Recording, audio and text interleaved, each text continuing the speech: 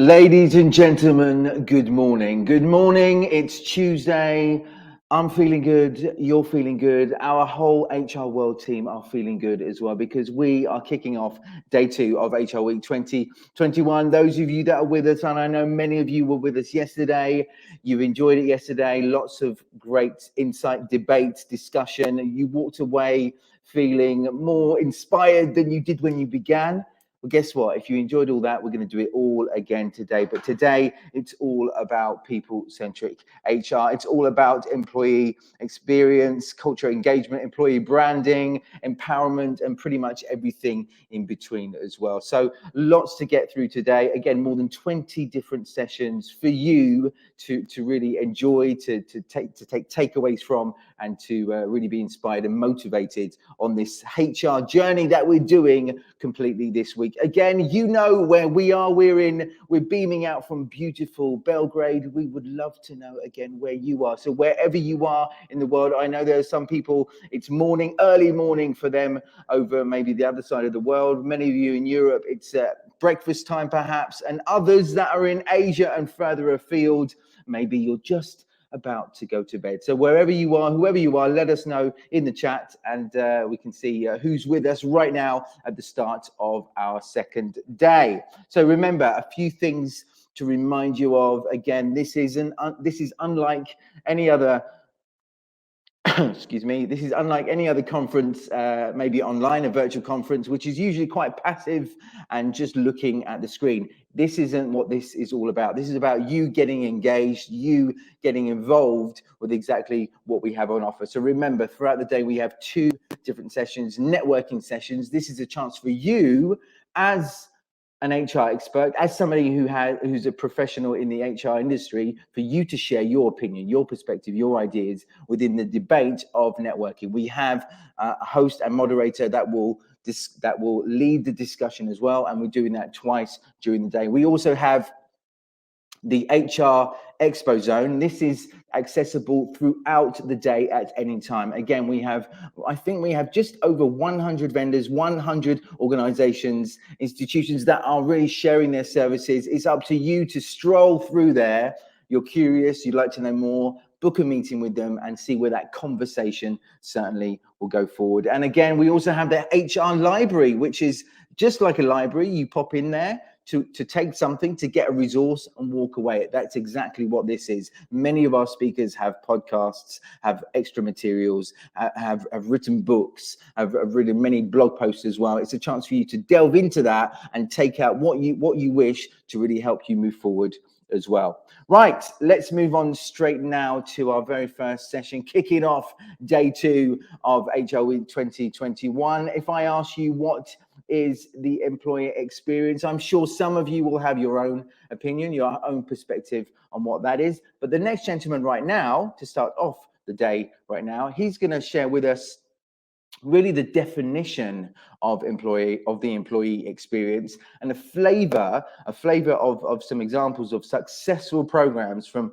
organizations who are leaders in the employee experience. Ladies and gentlemen, please welcome to our virtual stage right now the CEO and founder of Awards International, Mr. Neil Skehel. Neil, are you there?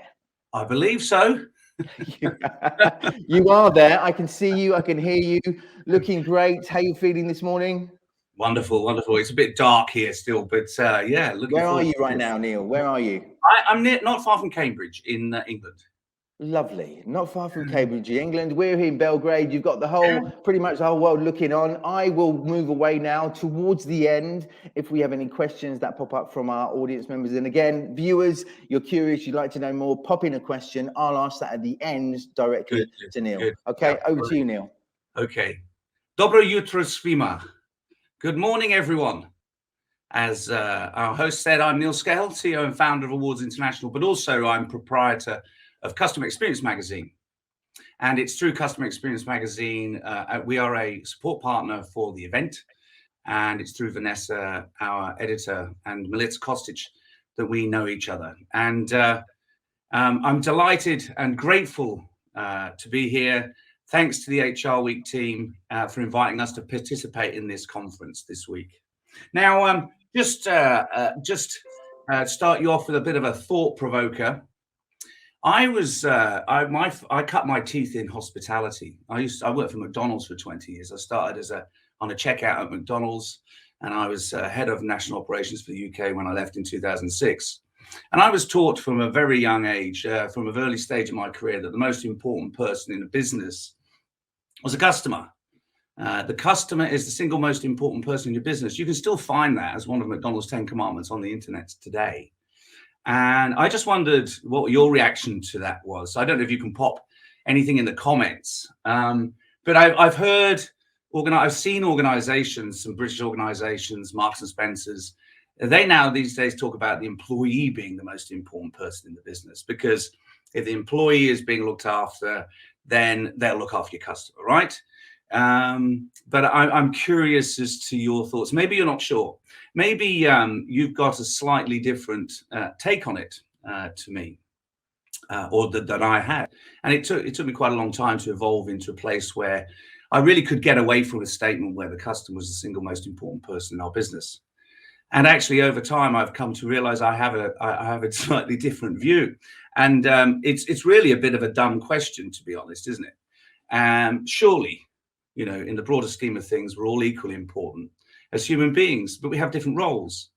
Without the customer who makes the sales, or the employee who delivers the sales, we don't have a business. Without the leaders, the same applies. So that would be my answer. Although if you're running a large business, clearly you can't serve all the customers. So the most important person to ensure they do a good job for your customers is the employees who serve them. It does vex some people who want to say it's one thing or the other. As you know, the title of my talk this morning is What is Employee Experience?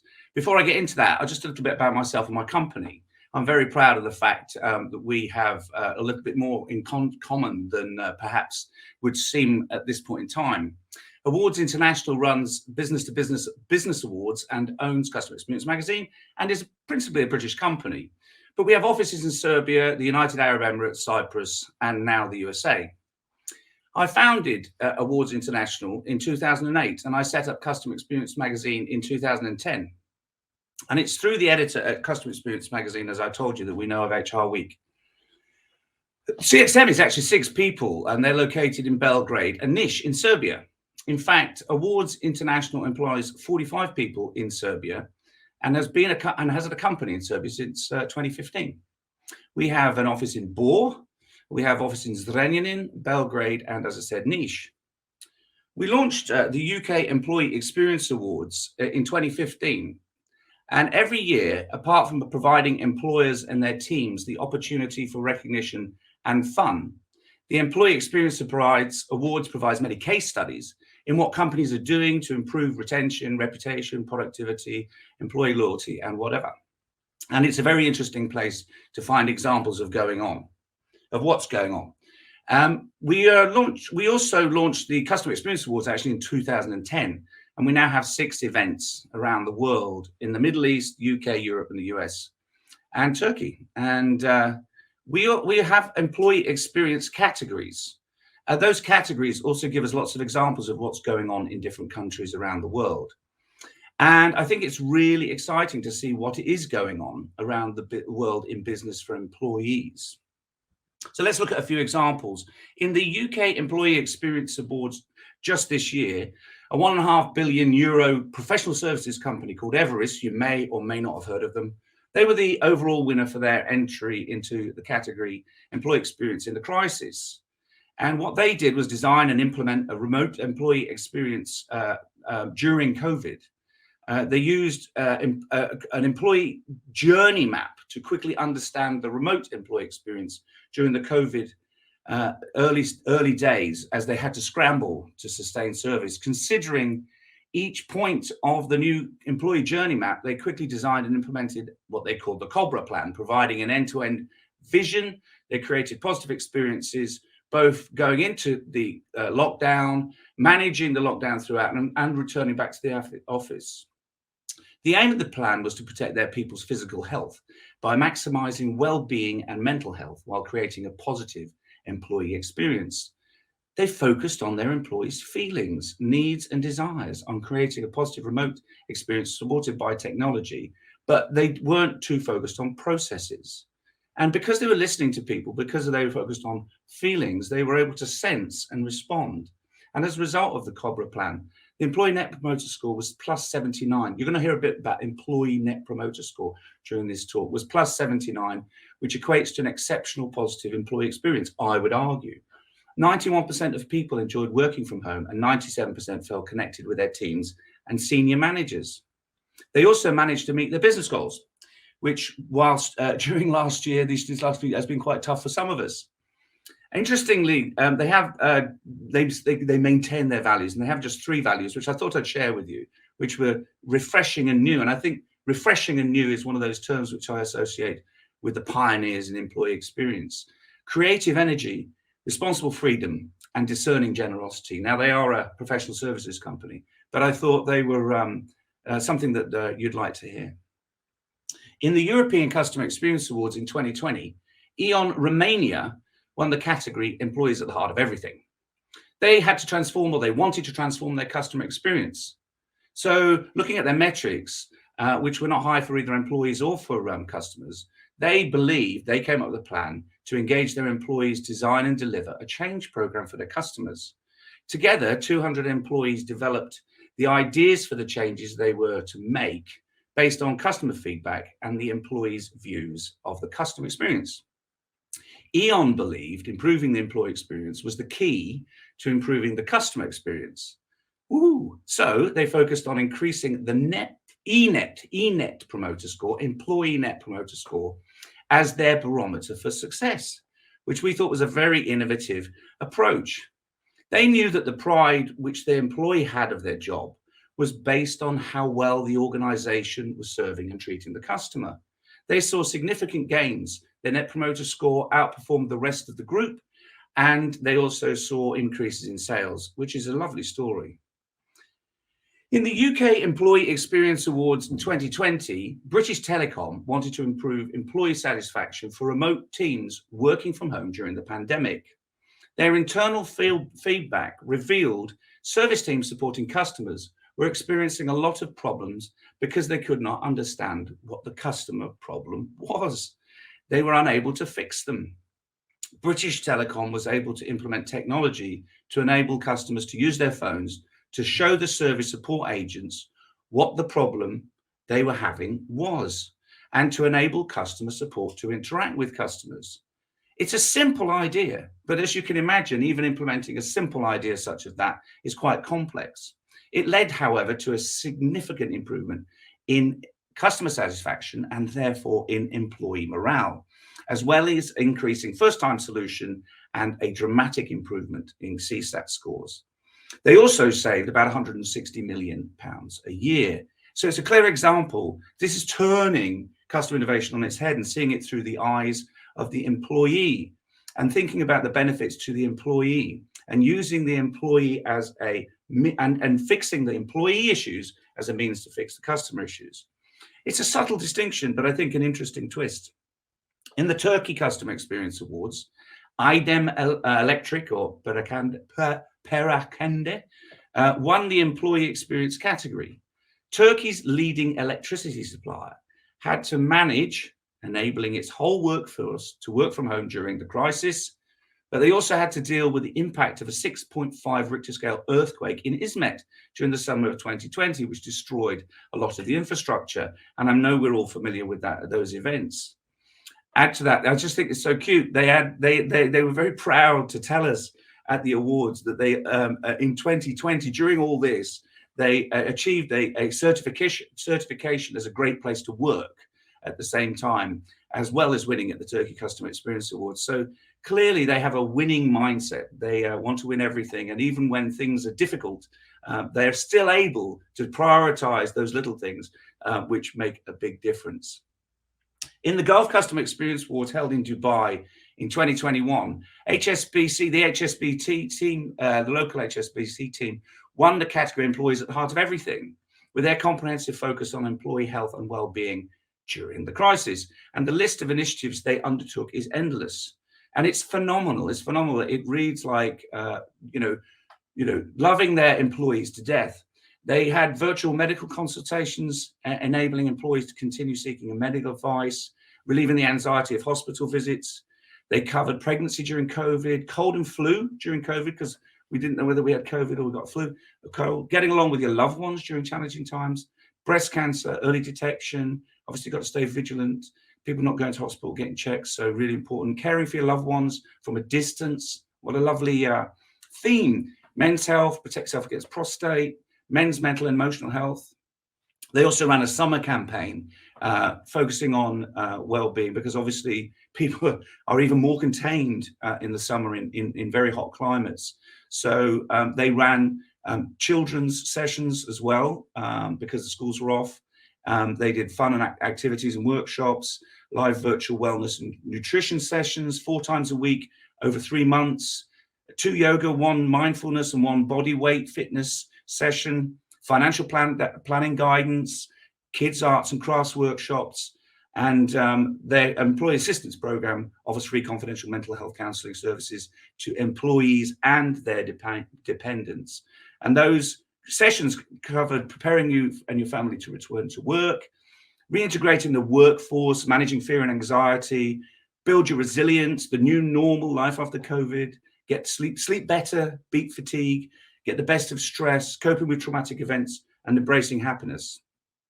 So what a phenomenal story, what a phenomenal lot of support. And my company, Awards International, has its own initiative, but we didn't win any awards for this. I just thought I'd share with you about our being in Southeast Europe. And we have a slogan, which is Dream Team, Dream Time.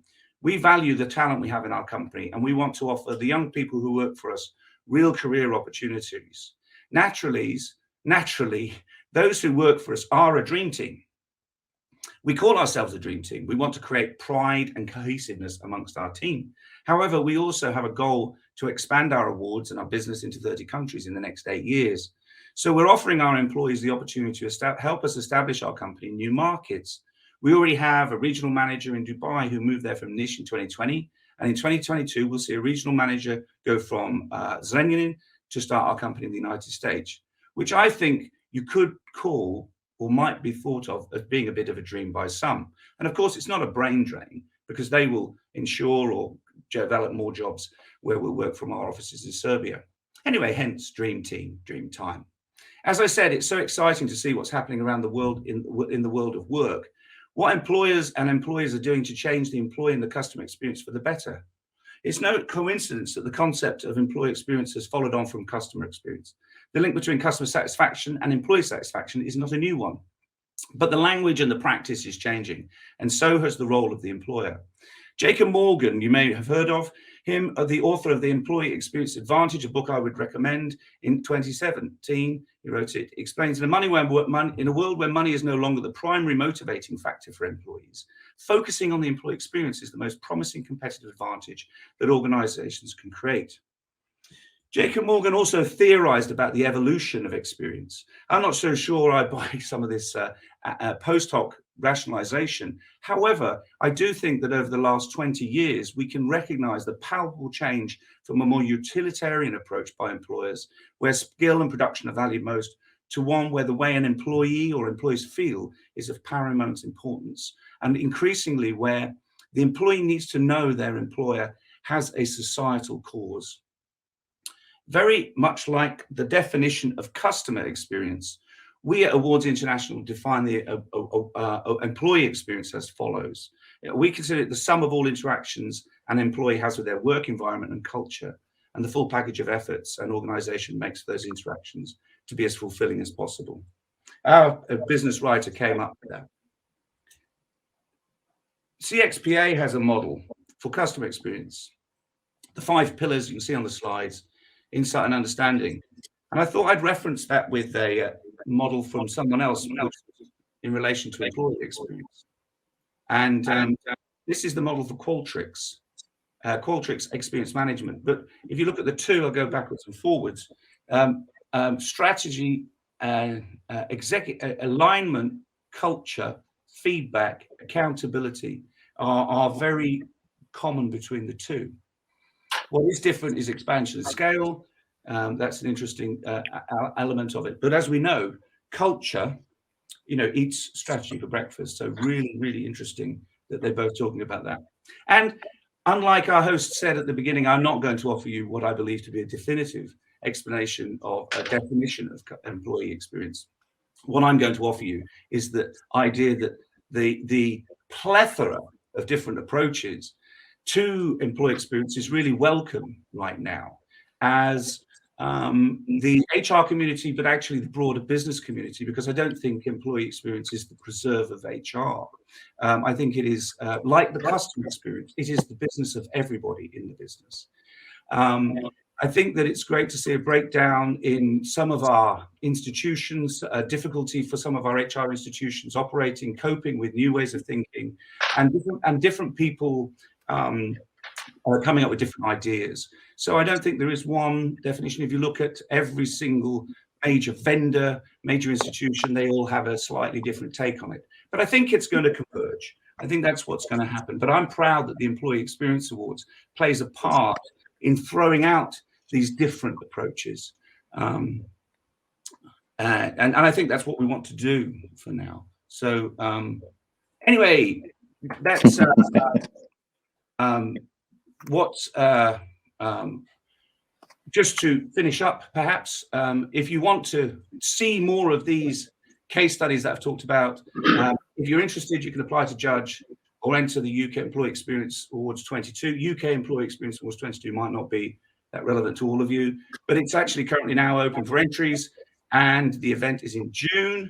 And the European Customer Experience Awards, which Eon and Telenor and many of our friends in Southeast Europe entered previously, is now open for entries.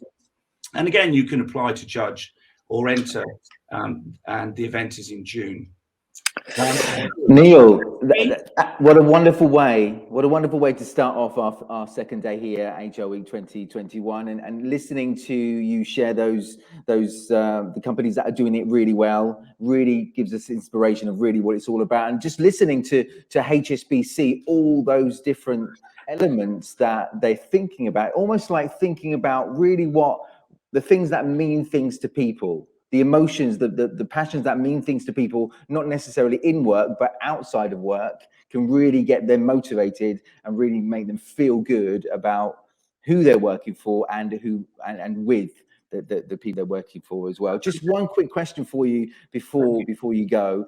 Can you just maybe just tell us just a few points, a few elements that kind of that distinguish companies that are doing it really well and companies that are maybe just starting out? So essentially, companies that are looking at you, listening to this right now, they're thinking of this, they want to do better. What a couple of things they should be thinking about now? What would you say? Well, I think the examples I've given you show that these people really are listening to their employees deeply, and treating their employees the same as their customers, using what they're learning from their employees about their customers to change. And I think that is incredibly powerful. And there's something about that that's not terribly new. But I think what is new is that people are doing it. And something like the ENET, Employee Net Promoter Score, looking at that and whether your employees would recommend your company as an employer, or is a very interesting way to go. So I hope that people can see that I think that the change in employment is radical. And I don't know much about the region. I know something about the region. I have a company in Serbia. We have an event in Turkey. But I don't know a lot about the region. I know something about Eon. So I can see those people really, I know something about Telenor, but I can see those people really sticking their head above the parapet and doing things differently in the way that I've described. No. Neil, I mean, listen, again, great way to start the day here, and it's given us lots of, I'm sure, food for thought, and really seeing how others are doing it well can only inspire those that are thinking more about this and using the teams, the employees, as a way, as you said at the beginning, to kind of fix problems or to look at things from maybe a different perspective, to solve things even more than the customer side. Neil, thank you so much for your expertise and knowledge, and number one, above all, for your time. Thank you so much. And I'm sure, because you're in the region here since 2015, I think, we'll be seeing a lot more of you as well. Thank you so much. Vala. Ciao. Wonderful. Right, so we say goodbye to Neil in Cambridge, and we move across to, very shortly, the candidate experience. The candidate experience will be jumping into our next keynote in about 2 minutes' time. So stick with us for the candidate experience in about 2 minutes' time.